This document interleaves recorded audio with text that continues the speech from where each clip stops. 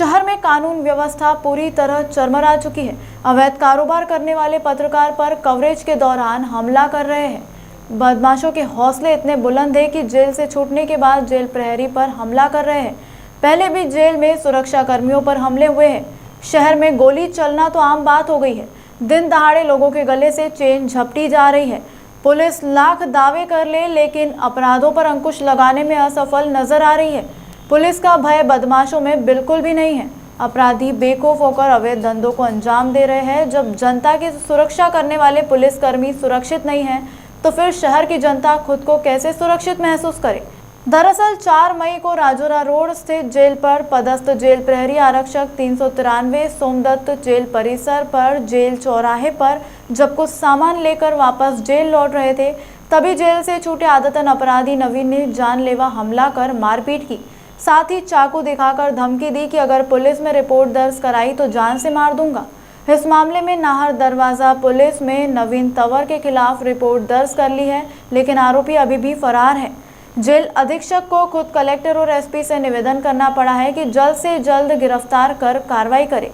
3 दिन बाद भी आरोपी की गिरफ्तारी नहीं होने के चलते जेल के सुरक्षा कर्मियों ने अपनी सुरक्षा को लेकर एडिशनल एसपी मंजीत सिंह चावला और कलेक्टर चंद्रमौली शुक्ला को आवेदन दिया। मैं 12 से 4 ड्यूटी ख़त्म करके कमरे पे चला गया।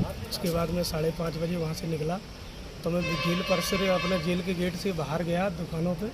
तो वहाँ से मैंने फल फ्रूट लिए और ले करके मैं वापस आ रहा था। वापस आते समय यहाँ कमल दरबार की दुकान के पीछे एक बबूल का पेड़ है, वहाँ पे पीछे से मेरे अटैक हुआ। थप्पड़ लात घूंसे मारे, गाली गलौज किया, मैं गिर गया।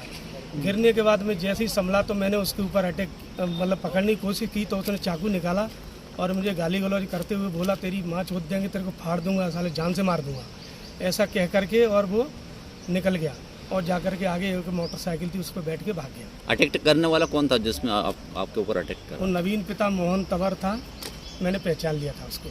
जेल में बंद था पहले ही? जी हाँ। और इससे पहले हमारे जवान 2 जवानों के ऊपर और अटैक हुआ था, बियर की बोतल मारी गई थी।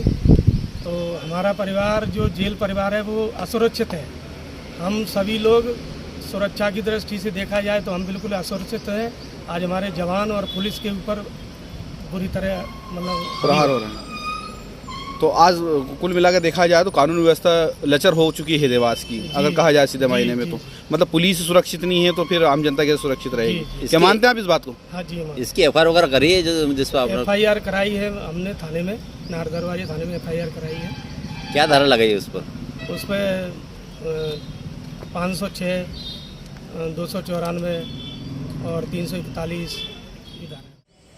8-10 महीने हो गए होंगे समथिंग। 8-10 महीने पहले आपके समझ क्या किस प्रकार की घटना हुई थी? यहीं से 10 बजे ड्यूटी से जा रहे थे तो यहीं पास में, यही ब्रिज के पास में थोड़े मतलब 100 मीटर की डिस्टेंस से तो बोतलों से हमला हुआ था।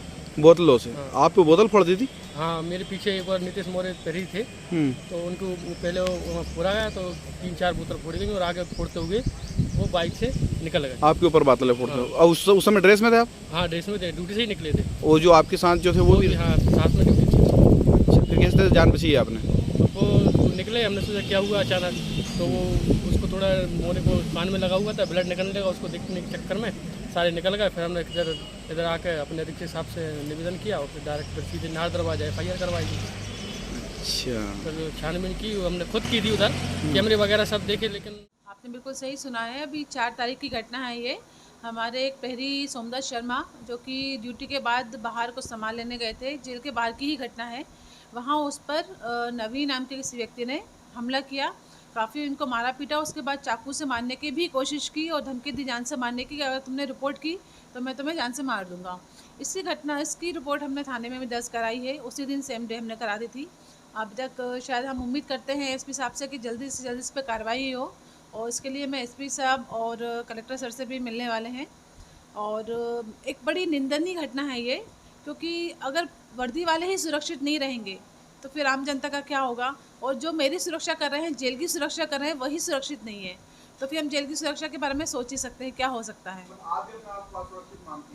क्यों नहीं? अब वो सुरक्षित नहीं है तो मैं कैसे सुरक्षित हूँ? मैं भी यही रहती हूँ। हाँ, मुझे भी ये संज्ञान में आया है, मुझे आई हुई यहाँ भी 8 महीने। उससे पहले 2-3 प्रहरियों पर 5-6 घटनाएं हो चुकी हैं। मतलब एक प्रहरी को 2-2 बार उन पे हमले हो चुके हैं। यहाँ से छूटने वाले बंदियों की इतनी हिम्मत कैसे हो जाती है कि वो यहाँ पर उनके ऊपर हमले कर देते हैं। तो ये बड़ी निंदनीय घटना है और मैं आशा करती हूँ और उनसे निवेदन करती हूँ एसपी साहब से कि इस पर सख्त से सख्त कार्रवाई की जाके इसको गिरफ्तार किया जाए। आपको लगता है देवास के अंदर कानून व्यवस्था लचर हो गई है, जो आपने देखा था पत्रकार पे हमला हुआ और पुलिस वर्दी वालों पे हमले होने लगे हैं? हाँ, ये तो बात सही है कि हमले नहीं होने चाहिए। कम से कम वर्दी वालों पे तो वर्दी वाले खुद हमारी सुरक्षा के लिए हैं और उन पर हमला होना तो सही बात नहीं है। 4 तारीख की घटना थी। बिल्कुल 4 तारीख घटना, 6 तारीख है। अभी एफआईआर ही कराई, अभी तक तो कुछ हुआ नहीं है, पर मुझे आशा है कि कार्रवाई ज़रूर होगी इस पर। जी बिल्कुल कर लेना चाहिए था, बट मुझे लगता है शायद हो सकता है वो फरार हो या फिर उनको ढूंढ रहे हो। मुझे पूरी उम्मीद है कि वो उस पर कार्रवाई ज़रूर करेंगे। आपके चैनल के माध्यम से मैं एसपी सर और कलेक्टर साहब से यही निवेदन करना चाहूँगी कि वर्दी वाले हमारी सुरक्षा के लिए होते हैं। जेल की सुरक्षा एक बहुत अहम मुद्दा है, बहुत सेंसिटिव मुद्दा है। अगर उनके प्रहरियों पे हमले होते हैं तो अच्छी बात नहीं है और मैं उनसे आशा करती हूँ, निवेदन करती हूँ कि दोषी पर सख्त से सख्त और जल्द से जल्द कार्रवाई की जाए। अभी जो हमारे जिला जेल के प्रहरी आए थे, उनकी शिकायत थी कि 4 तारीख को एक मोहन तंवर के विरुद्ध में उन्हें एफआईआर कराई थी। उसने जेल के किसी प्रहरी के साथ मारपीट की थी। इस तरह की कोई भी घटनाएं होती हैं तो उसको तत्काल संज्ञान में लिया जाकर और ऐसे जो तथ्य हैं उनको विरुद्ध सख्त से सख्त कार्रवाई की जाएगी और अगर आवश्यक लगा तो और कड़े एक्शन, चाहे जिला बदर करने का हो या कि उनके आर्थिक क्षति पहुंचाने को, वो सभी कार्रवाइयाँ सुनिश्चित की जाएंगी। सर, जिस पे आरोप लग रहा है उसका अवैध कब्जा जेल के बाहर, ये आज प्रहरियों ने संज्ञान में लाया, इसीलिए मैंने कहा कि अगर उसका अवैध कब्जा पाया जाता है तो उसका जो भी वहाँ पे व्यापार होगा या घर होगा उसको हटाया जाएगा।